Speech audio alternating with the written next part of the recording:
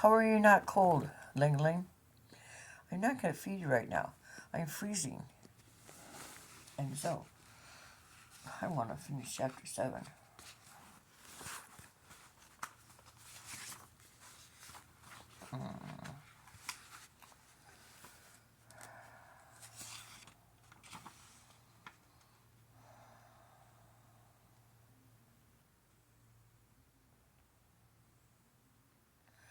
And she just found the footprints. Since it's right at the end, we're going to call this chapter 8. The snow had done such a great job of cheering Martin, and I hated to deflate his balloon, but I decided I had to tell him about the tracks. I cut short my expedition and stomped my boots on the back steps as Martin had done, leaving mine on the little rug where his had rested earlier, right inside the door, on the kitchen counter close to the dining table. Martin had left a little corner telephone book open to the Yellow Pages car dealership, and I spared a moment to be deeply thoughtful that Regina and Craig had had phone service. Oh, thankful.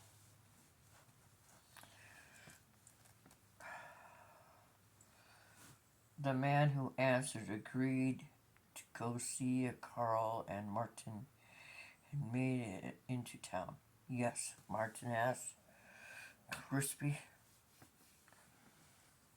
After a lengthy pause. Excuse me.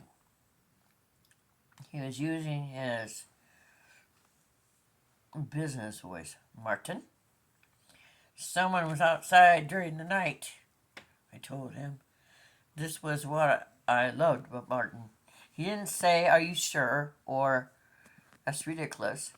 He asked, how did you find out?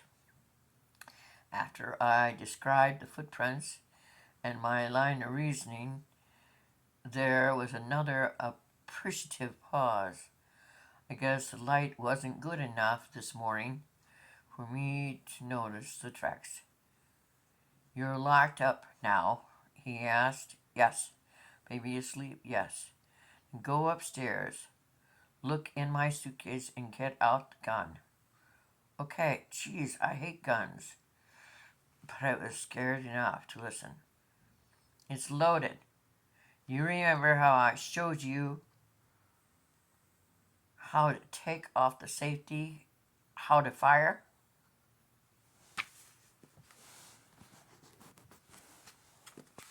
Yes. And the footprints are blurry. There's nothing to worry about. Whoever made them is long gone. But just in case, it would be good if you had a gun handy. Wouldn't it make you feel better? I guess so. Okay, now?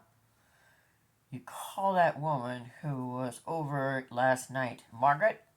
What's her name? See if she can come and stay with you. I'm going to do a couple of things here in town, and then I'll be right back out. Okay? What could he have to do in town? Maybe Martin had thought of something to improve the farm's security. What he needed out here was a large, ferocious barking dog, I decided. After a few more exchanges, we hung up. I hightailed up the stairs and rummaged through Martin's suitcase for his automatic. I hated to touch the thing, but stronger than that loathing was a desire to protect myself and the baby in this Ohio farmhouse. Okay. So we call that chapter 8. 8A. I'm freezing.